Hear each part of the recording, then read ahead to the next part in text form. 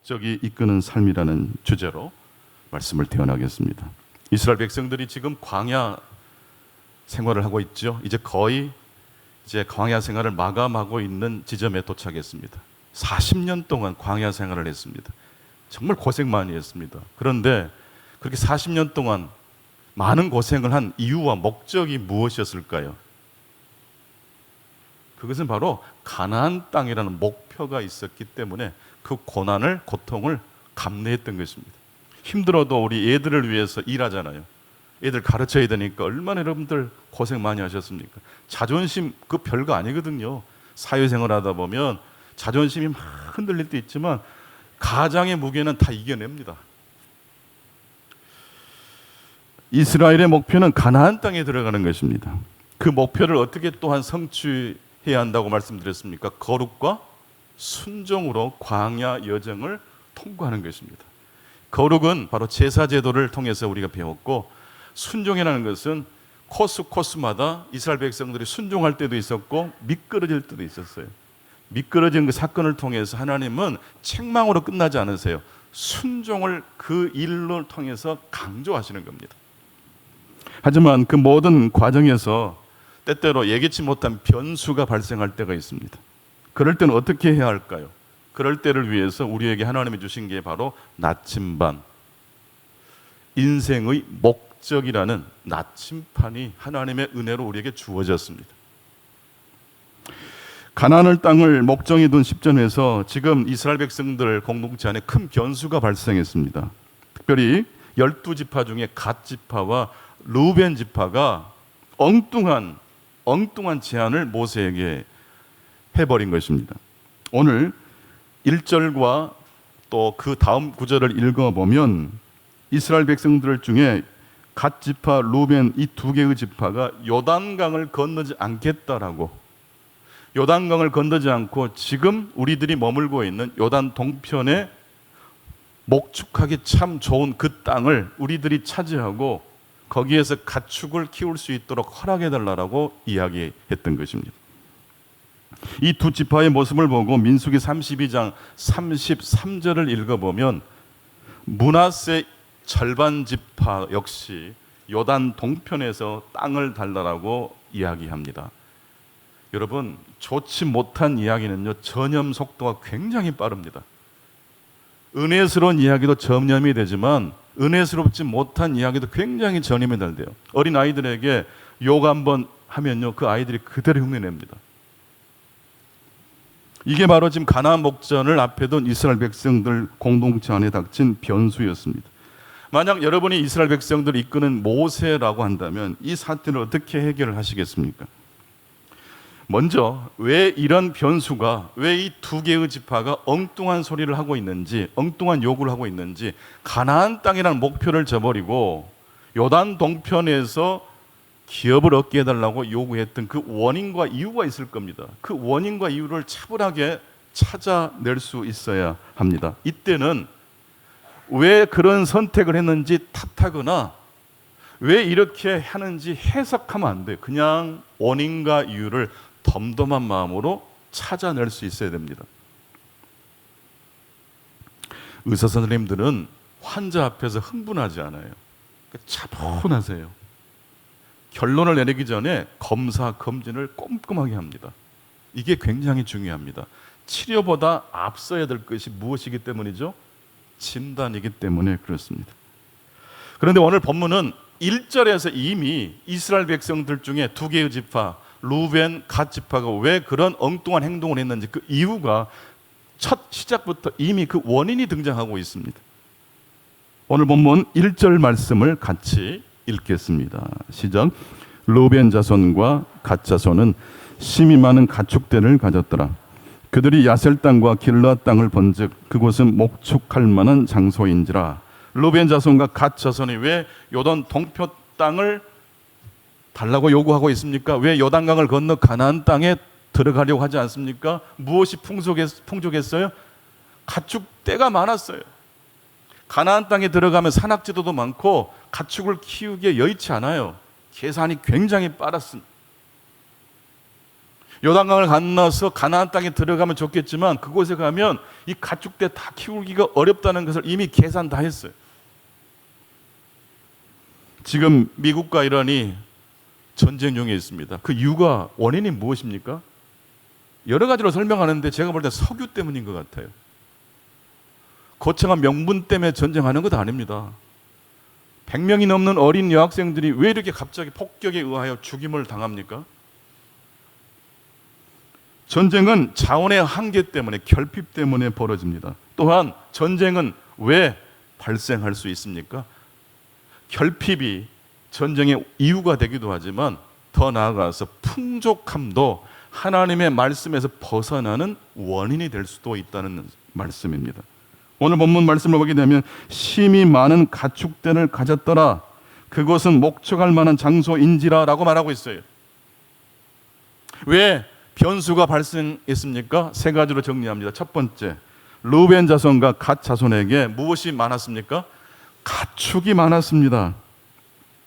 여러분, 그러므로 풍족하다는 건 늘 좋은 건 아닙니다.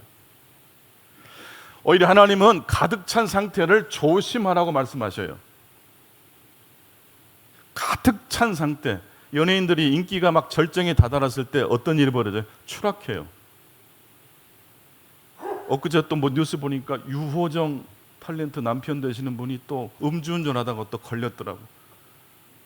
이제 준비해서 탤런트 다시 시작하려고 유호정 배우가 노력하고 있는데 남편께서 잡수셨던 것 같아요.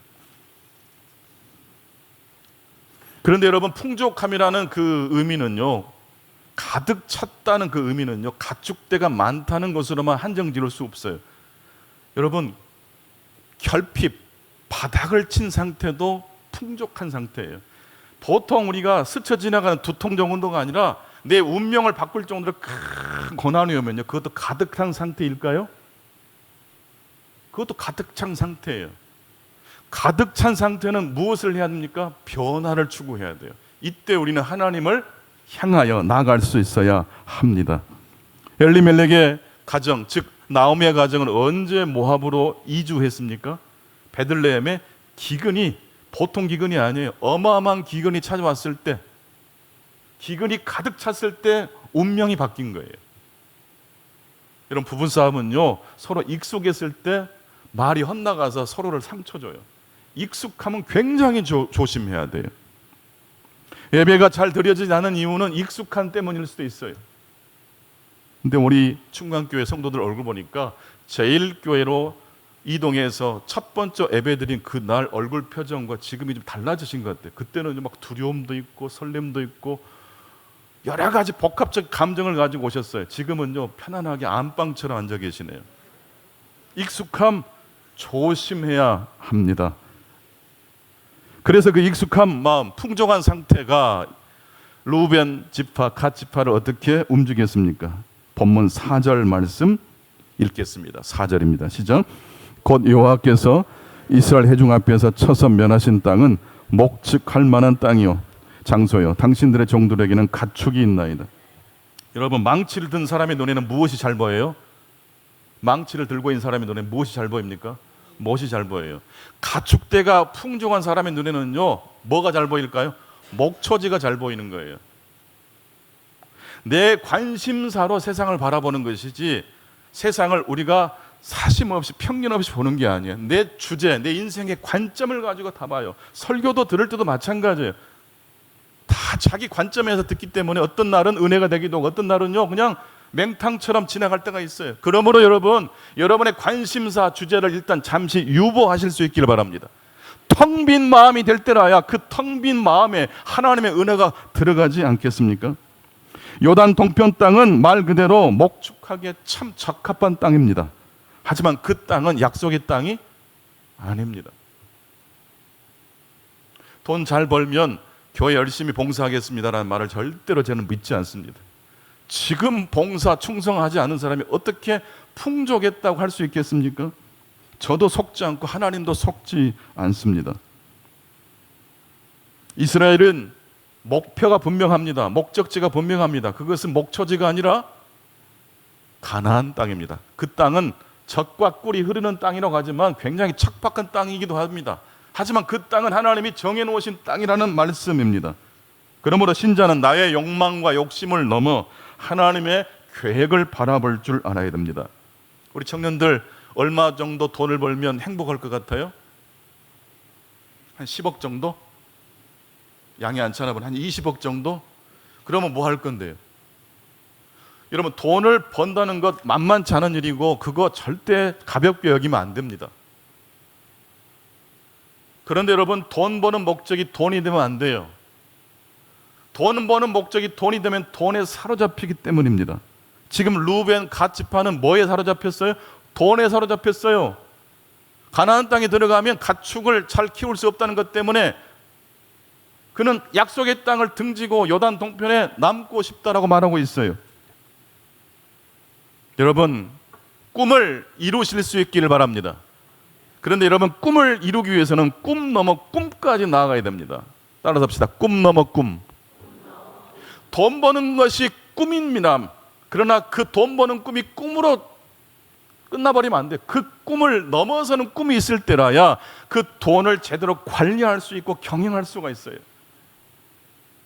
꿈에 머물면 안 되고 꿈을 딛고 더 큰 꿈을 향해 나아가야 됩니다. 그것이 바로 우리에게 향하신 하나님의 계획과 목적입니다. 그래서 오늘 말씀의 제목이 무엇이 이끄는 삶입니까? 목적이 이끄는 삶입니다. 길을 잃은 두 개의 지파에게 그러므로 모세는 어떻게 하고 있습니까? 어떻게 처방하고 있습니까? 두 번째 메시지입니다. 모세는 갓 루벤 두 지파를 향하여 꾸짖고 교종하고 있습니다. 강력하게 꾸짖습니다. 오늘 보면 6절과 7절에 보게 되면 모세가 두 개의 지파를 향해 이렇게 말합니다. 너희 형제들은 싸우러 가거늘, 앞으로 너희 형제는 가나안 땅을 향해서 나아가거늘 너희는 어찌 여기 앉고 있고자 하느냐 책망했습니다. 7절에 보게 되면 어찌하여 너희들은 그렇게 해서 다른 10개의 지파 형제들을 낙심시키려고 하느냐. 너희들의 행동 때문에 다른 지파 형제들이 낙심하게 된다. 왜 너희들은 이렇게 편하게 살려고만 하느냐. 여러분, 교회의 표지가 있어요. 교회를 우리가 이야기할 때 이 세 가지가 있을 때 교회입니다. 그게 바로 말씀과 두 번째 뭐죠? 성례전과 세 번째가 뭐죠? 그게 권징이에요. 디시플린. 책망이라는 뜻만 있는 게 아니라 훈련이라는 뜻이 있어요. 여러분, 훈련받지 않은 성도는요, 하나님의 목적을 향해 나아가기가 어렵습니다. 모세는 두 개의 지파를 향하여 아주 강하게 단호하게 꾸짖습니다. 만약 이 일을 꾸짖지 않고 넘어가기만 한다면 어떤 일이 벌어지겠습니까? 다른 지파가 영향을 받지 않겠습니까? 근데 사실 이 요단 동편 땅은요, 루벤 갓 지파가 정복한 땅이 아닙니다. 12지파가 다 온 힘을 합하여 그 땅을 차지한 것이거든요. 그런데 덜컥 이 두 개 지파가 우선순위를 자기에게 달라고 말하고 있어요. 가축이 많다는 그 한 가지 이유 때문에. 또 루벤 지파는요, 루벤은 12형제의 맞입니다. 첫째가 돼가지고 욕심을 부리면 어떤 일이 벌어지겠습니까? 욕심 바이러스, 낙심 바이러스는 순식간에 이스라엘 공동체를 전염시켜버리고 말 것입니다. 그래서 우리 교회 성장을 이야기할 때 이 핵심 멤버들의 역할이 굉장히 중요합니다. 항존직의 역할이 굉장히 대단히 중요합니다. 항존직의 언어와 행동은요, 그대로 다른 성도들에게 영향을 줍니다. 우리 국내 대표적 유가공 업체 중에 이 빙그레라는 그 회사가 있습니다. 이 빙그레라는 이름이 참 좋죠. 근데 이 빙그레라는 이름은요, 독립운동가 안창호 선생께서 강조하셨던 민족 정신에서 따온 것이래요. 안창호 선생께서 그런 말씀을 하셨습니다. 왜 우리 사회는 이렇게 차오 서로 사랑하는 마음으로 빙그레 웃는 세상을 만들어야 하겠소. 안창호 선생님의 이 민족 정신 중에 한 대목을 따서 빙그레라는 회사 이름을 정했던 것입니다.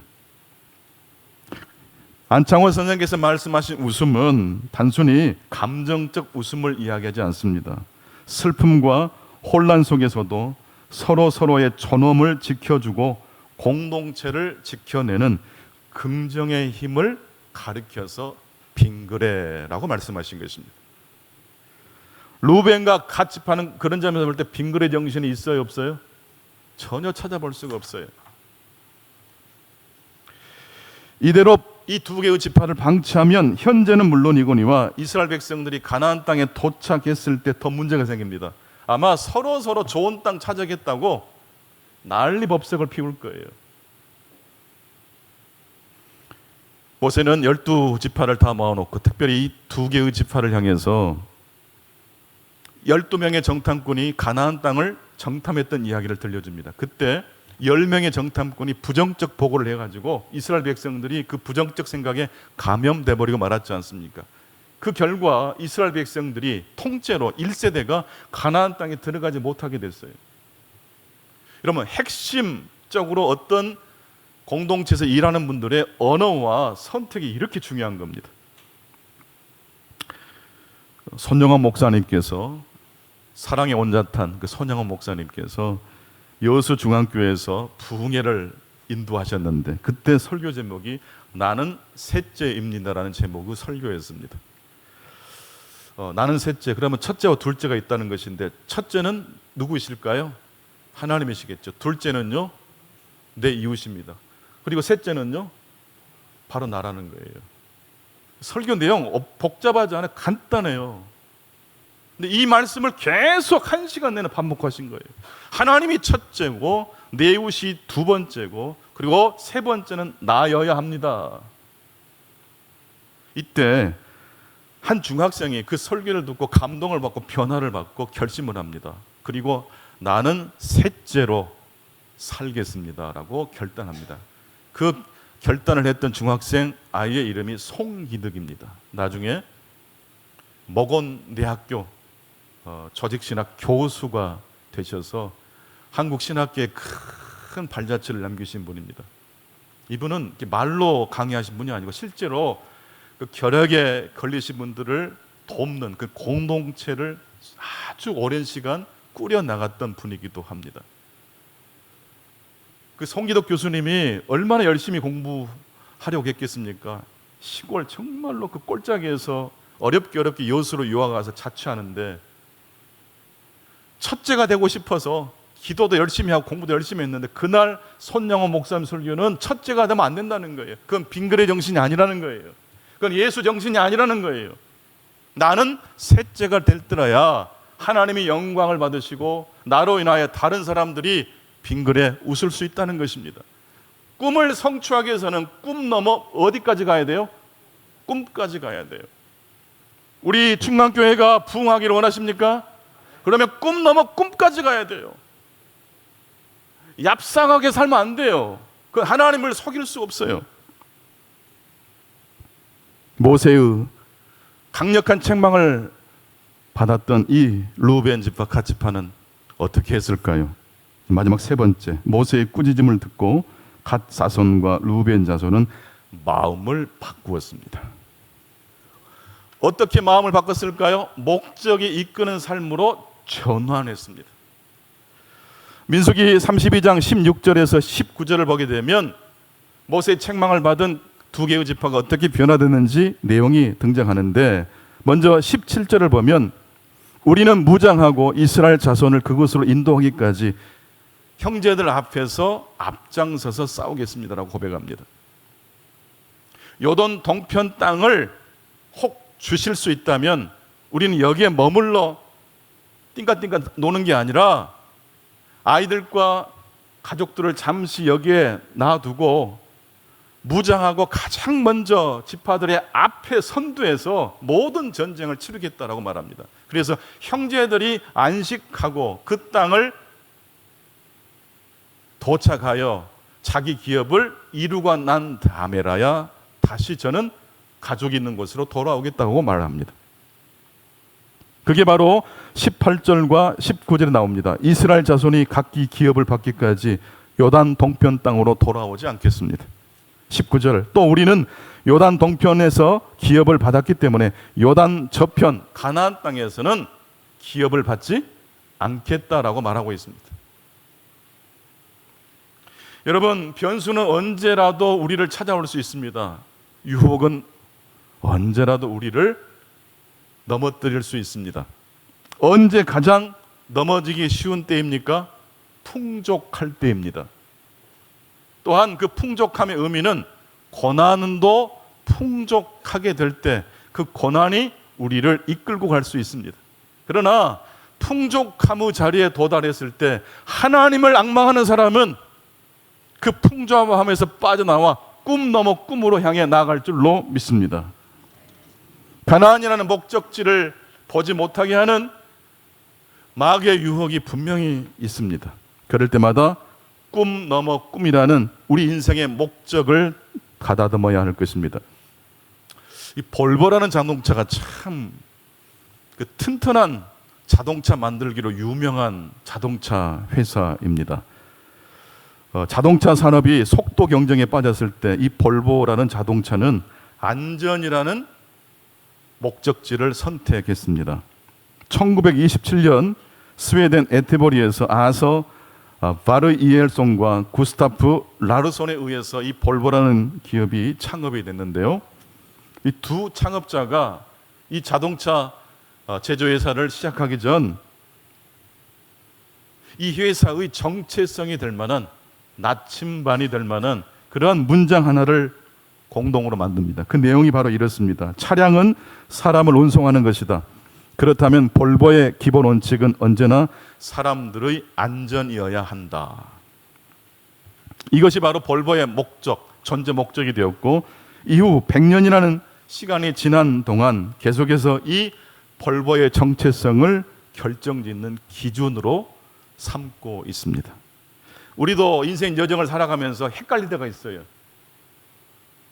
하나님보다 더 사랑하고 싶은 어떤 것이 나타날 때가 있어요. 그럴 때 나침반이 있어야 돼요. 볼보를 지켜주는 것은요, 무엇이었습니까? 더 빠르게 달리는 자동차 만드는 게 아니라 자동차를 운전하는 그 고객이 안전할 수 있도록 하는 게 이 자동차의 목표였습니다. 1959년 볼보는 자동차 역사상 가장 중요한 발명을 하나 합니다. 그것이 바로 3점식 벨트입니다.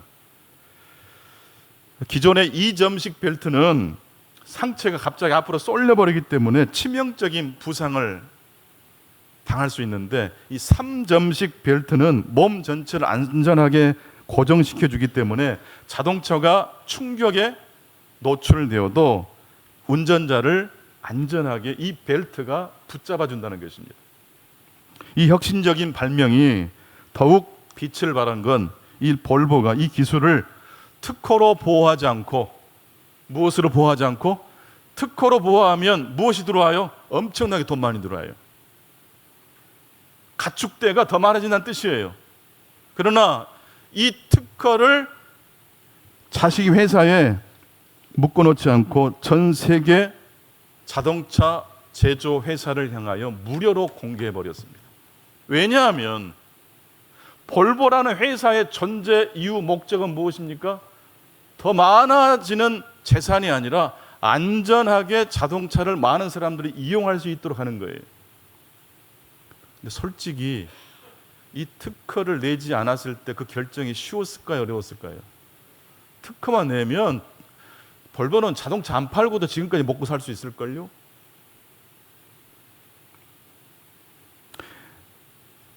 볼보는 이렇게 그 기로에 놓였을 때 판단을 했다고 합니다. 생명을 구하는 기술이라면 이것은 독점할 것이 아니라 전 세계 사람들과 공유해야 마땅하다.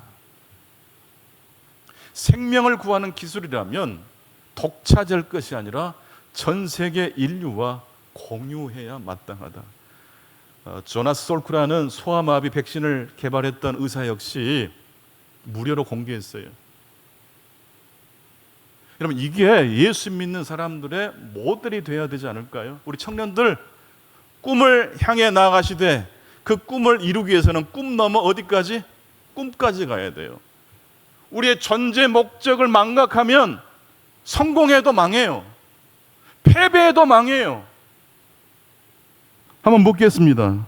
여러분의 삶은 목적이 이끄는 삶이십니까? 이 세상에 우리를 향한 하나님의 목적이 있다라고 믿으십니까?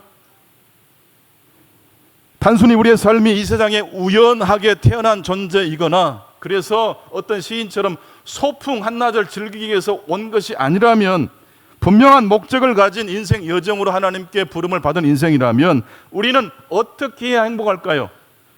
하나님께서 우리를 부르신 그 목적에 맞게 살아갈 때라야 우리는 의미와 보람을 느낄 수가 있는 것입니다.